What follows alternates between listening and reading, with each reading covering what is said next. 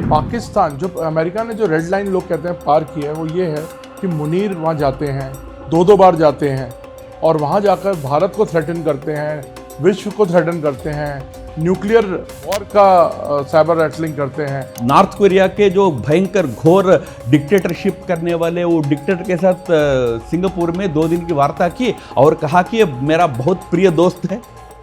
उनका स्टाइल है। सब प्रकार के गलत लोगों को भी मैं सुधार लूंगा ऐसा सोचकर काम करने वाला व्यक्ति। मुनीर के न्यूक्लियर थ्रेट से कोई डरने वाला नहीं है। ट्रंप टैरिफ, एक ट्रम्पियन टैरिफ का नाम इसको लोग दे रहे हैं। 50% टैरिफ ट्रंप ने घोषणा किया। ट्रंप जितना हम सरल मानते थे उतना सरल आदमी नहीं है। वो एक बहुत बड़ा ट्रांसैक्शनलिस्ट तरह का व्यक्ति है। भारत और यूएस के रिश्ते क्या पटरी पे वापस आएंगे इस तरह के रवैये से? ये 2 बड़े डेमोक्रेसी, हमको साथ में चलना होगा। क्या भारत क्या चीन की तरफ बढ़ रहा है, क्या दोस्ती की तरफ? हम तो एक स्ट्रैटेजिक इकोनॉमी का सूत्र लेकर चलते हैं। चाइना के साथ हमारा संबंध है, पहले भी थे। पाकिस्तान जो अमेरिका ने जो रेड लाइन लोग कहते हैं पार की है वो ये है कि मुनीर वहाँ जाते हैं, 2 बार जाते हैं और वहाँ जाकर भारत को थ्रेटन करते हैं, विश्व को थ्रेटन करते हैं, न्यूक्लियर वॉर का साइबर रैटलिंग करते हैं। तो इसको किस तरह से आप राम माधव जी देखते हैं? क्योंकि रेड लाइन भारत पाकिस्तान के साथ जो संबंध है आप जानते हैं, आप किस तरह के रहते हैं। अगर अमेरिका उसके साथ खड़ा दिखेगा तो कैसे आगे बढ़ेगा? हम बहुत सेंटिमेंटल लोग हैं। ट्रंप का स्टाइल को क्यों नहीं समझ रहे हैं? मैं वही तो बार बार कह रहा हूँ। ट्रंप ने तो किम जोंग उन से ने अपने नॉर्थ कोरिया के जो भयंकर घोर डिक्टेटरशिप करने वाले वो डिक्टेटर के साथ सिंगापुर में 2 दिन की वार्ता की और कहा कि ये मेरा बहुत प्रिय दोस्त है। उनका स्टाइल है। उसके कारण ना नॉर्थ कोरिया में अंतर आया, ना नॉर्थ कोरिया अमेरिका संबंध में कोई सुधार आया है। उसी प्रकार सब प्रकार के गलत लोगों को भी मैं सुधार लूंगा ऐसा सोचकर काम करने वाला व्यक्ति। इसलिए मैं कह रहा हूँ उस व्यक्ति से डील करने का हमको थोड़ा भिन्न तरीका अपनाना चाहिए। सेंटिमेंटल नहीं होना। वो मुनीर को लेकर कर रहा है, उसका घोर विरोध हमारा है। बट ऐसे ही राजनीति उन्होंने मुशर्रफ के साथ की थी अमेरिका ने। मुशर्रफ जो इतना घोर इस प्रकार का आतंकी ताकतों का सहारा देता था, समर्थन करता था, उस मुशर्रफ को तो पूरा सहयोग अमेरिका ने दिया था। अपने स्वार्थ के लिए अफगानिस्तान में युद्ध के लिए पूरा मुशर्रफ से हाथ मिलाया था। तब भी हम बहुत आहत थे।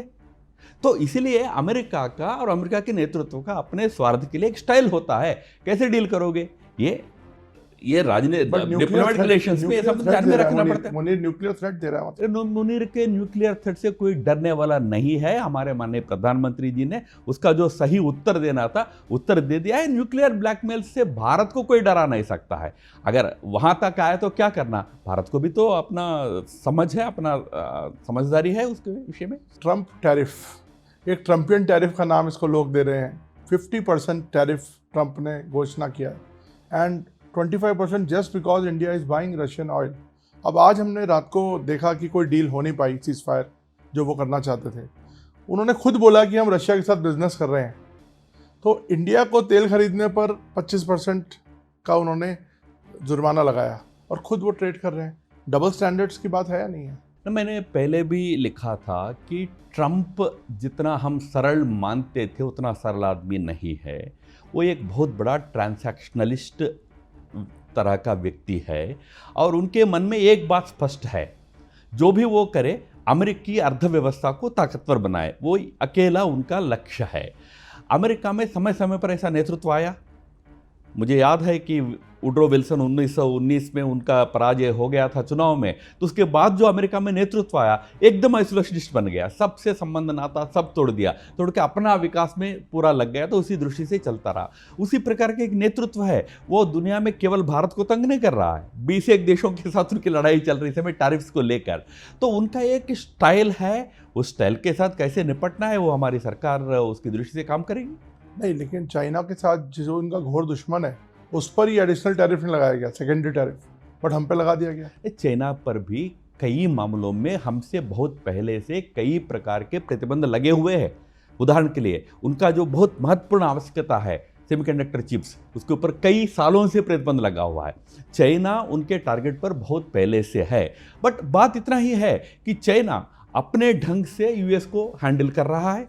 चाइना के अपने कुछ स्ट्रिंग्स है, वो स्ट्रिंग्स को चाइना पुल करता है। उदाहरण के लिए चाइना के पास अमेरिका के बहुत बड़े पैमाने पर $3 ट्रिलियन के वर्थ वाले क्रेडिट सर्टिफिकेट्स है।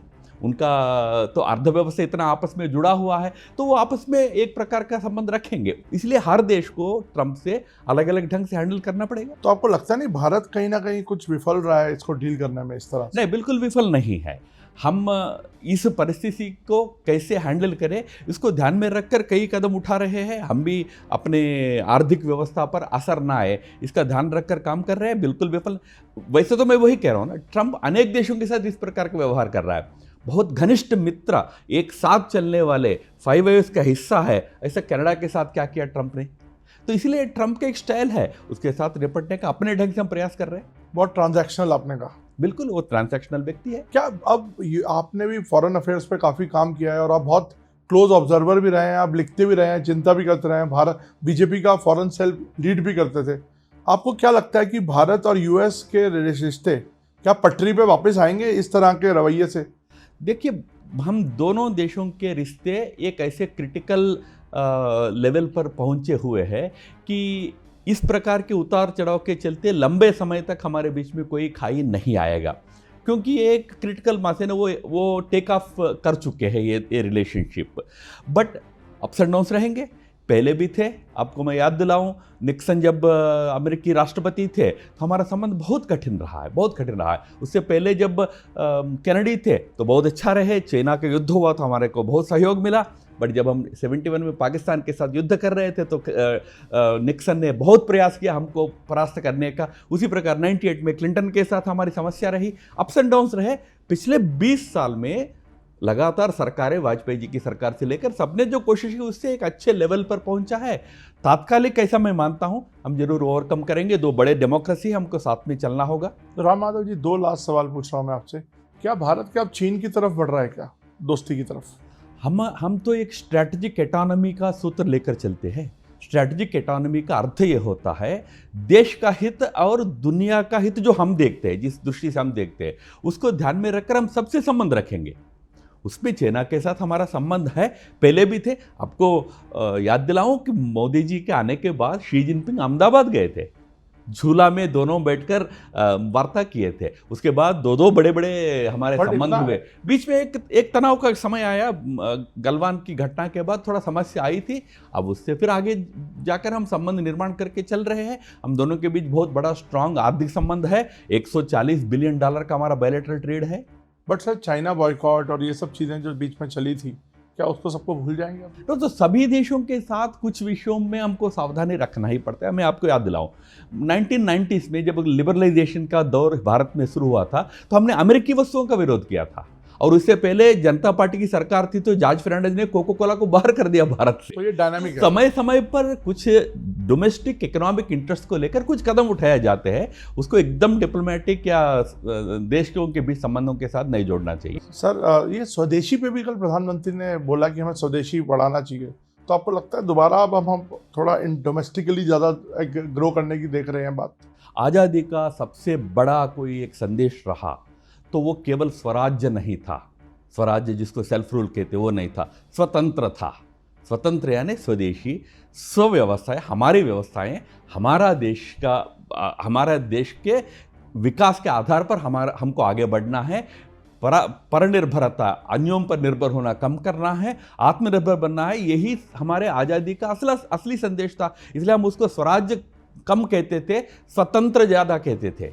स्वराज्य केवल अंग्रेजों को छोड़ने तक है, फिर बाद में हमारा तंत्र बनाना है, हमारी अर्थव्यवस्था बननी है, उसमें स्वदेशी एक बहुत बड़ा हिस्सा है। आज अनेक क्षेत्रों में हम स्वदेशी यानी अपने आत्मनिर्भरता के रास्ते पर हम बहुत आगे बढ़ रहे हैं। थैंक यू, आपने सब सवालों का जवाब दिया सर।